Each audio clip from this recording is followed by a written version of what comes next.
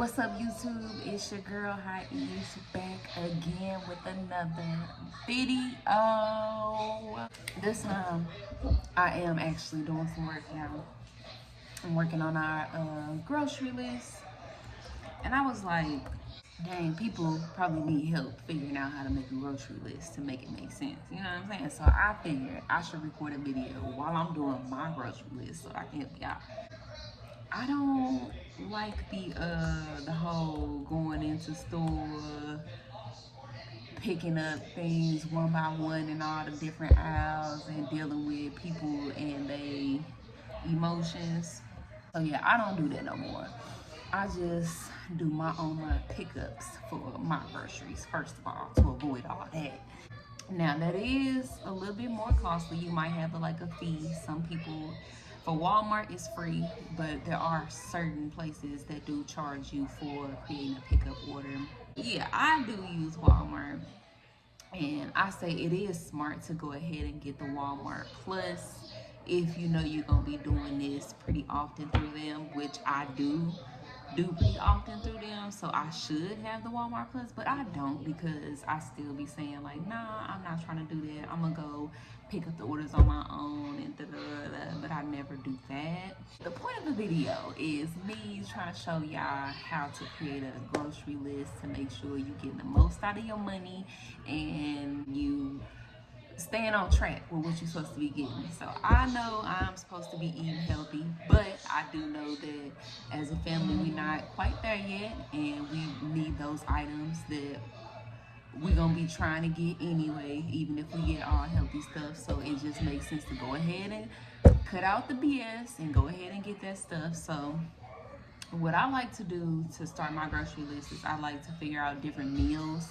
that we might be interested in eating during the week. I do have a list in my notes of like meals that we regularly eat, and I'm steady adding stuff to it as I see that we as a family are liking those type of meals.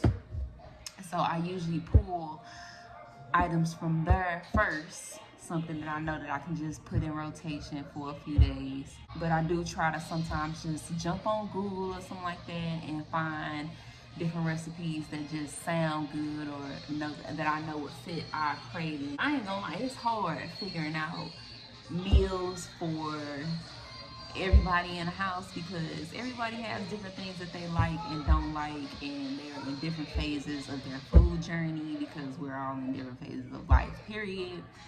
It's a little irritating as the person that's in charge of that particular duty, being the one to figure out what to actually get and but the reward of being successful in that and seeing people happy with the things that you pick and that you put together is pretty great. So I don't mind it because of that. But yeah, like I was saying, so yeah, I will pull meals from that list first that I can put together, or I will get creative and find things that sound interesting on Google. When it comes to actually deciding how much I'm going to spend, I look at our budget and like what we currently have, what we're forecasting, and I kind of make a decision on that. And when I know exactly what I'm willing to spend grocery wise or what I'm comfortable spending grocery wise, then I go back and I say, okay, how many meals do I think I can fit into that?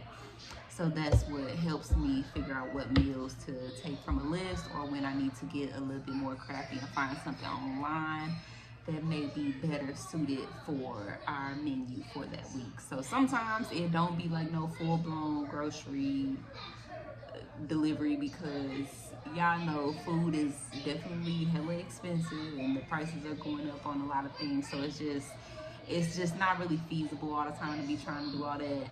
You just gotta be smart about how you spending your money in general. So I try to be very cautious about the things that we get.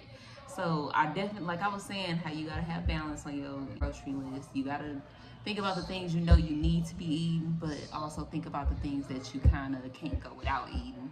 Like I'm really addicted to hot fries. It's a really big thing, so it's no point in me doing a grocery list without hot fries, because as soon as the groceries get here and we all chilling and stuff, we gonna be thinking about, dang, I should have got some hot fries. Now I gotta order some hot fries through DoorDash or something like that because I don't want to go to the store to go get some hot fries.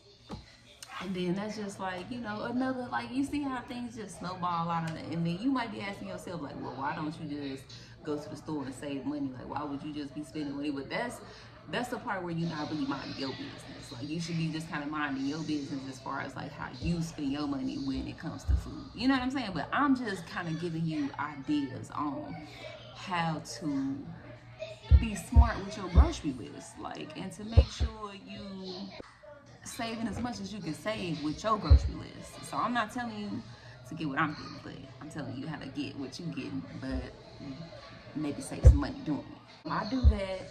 I do also kind of check prices between stores sometimes. I don't really be looking for coupons. I definitely should start getting into couponing because I know that that's how I can run it up. So I'm gonna have to take advantage of the ones that's like online where you can like scan your receipt afterwards and they do whatever they need to do with that. And then you always want to have a list of like kind of your staple items that you always kind of need on a weekly basis, whether that's a part of your toiletries or your general household type stuff, your tissue, eggs, bread, whatever you run out of consistently all the time, whatever it is, make sure you putting those items on there first. Then you go into the meals that you can eat, whether that's for the next 3 days or just the next day or whatever your budget can allow for this trip. And if you have to go in store, go in store. It's no big deal. Like, just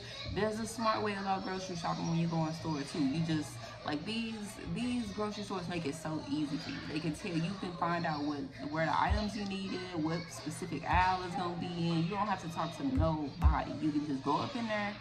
I wouldn't say put your headphones on because you should be alert about what's going on around you.